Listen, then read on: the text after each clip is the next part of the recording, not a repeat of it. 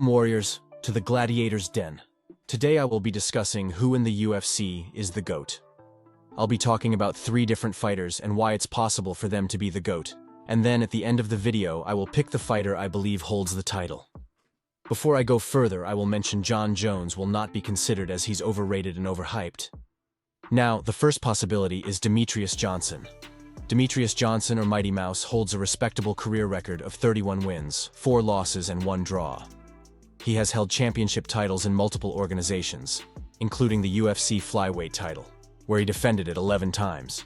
By far the most consecutive title defenses in UFC history. Besides this, I'm going to go over 5 main points for why Johnson could be the GOAT. First point, his wrestling. Johnson started out wrestling young, and this skill has always formed the backbone of his MMA game. He uses explosive double and single leg takedowns, and when his opponents land on the canvas, they have an extremely hard time getting back up due to his heavy top pressure. Moreover, even if his takedown attempt fails, he's happy to drive his rival backward to the fence or disengage, reset, and wait for his next opportunity. Second point, his speed. Johnson's insane quickness combined with his high fight IQ that seemingly keeps him a step ahead of opponents makes him very hard to deal with. Whether it's on the feet, in the clinch, or on the ground, he can usually beat his rival to the next move, be it a punch, takedown, or submission. He uses that speed to land strikes and shoot for double legs, but also to react defensively, meaning he rarely gets hit cleanly and has sharp takedown defense. Third point, his striking. Every bout starts on the feet, and though wrestling has always been his most dominant offensive tool, Johnson is a highly skilled striker, though you'll rarely catch him going toe-to-toe. He opts to hit and move, circling his rivals and using lots of feints to open up opportunities for punches and kicks from either stance. However, he's also showcased stopping power in the past, so opponents can't rest on their laurels and think they can absorb all of his strikes. In close, DJ utilizes a hurtful clinch game with heavy knees and elbows, another way of keeping up the pressure no matter what range the fight takes place in. Fourth point, his transitions. The true glory of Johnson's game is his unique ability to blend the elements together without a hitch. He possesses high-level skills in each area, but his opponents can't just deal with them in isolation. Instead, they face a single chained phase of attack that can go from strikes to submissions and everything in between in the blink of an eye. Whether DJ is punching his way into a double-leg takedown or suplexing his way into an armbar, he joins every part of his arsenal into a fluid whole, one that offers no respite for any man that stands across from him. Last point, his stamina. On top of his martial arts skills, Johnson brings supreme conditioning into every fight, which means he can push the pace across 5 rounds without an issue. This mostly stems from his incredible work rate during training camps. Johnson never cuts corners, and this is evident when his rivals start to fade, but he still looks completely fresh.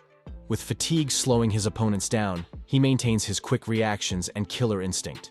This can help him secure a finish at any point, especially when his rivals search for a breath or try to run out the clock. The next possibility is Khabib Nurmagomedov. Khabib holds an insane undefeated record of 29 wins. He became lightweight champion, and despite only defending it 3 times, he had a 13-fight win streak, which is one of the highest of all time. He has been extremely dominant. He has the most 10-8 rounds ever. Never been cut, never been dropped. Only lost 2 close rounds, both of which he finished his opponent the round immediately after.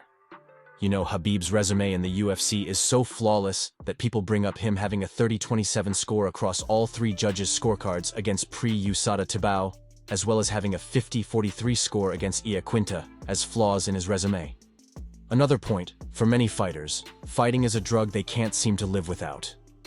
In Khabib's case, he seems to value other things in his life, much more than fighting and the gold dust that comes along with being a top sports personality.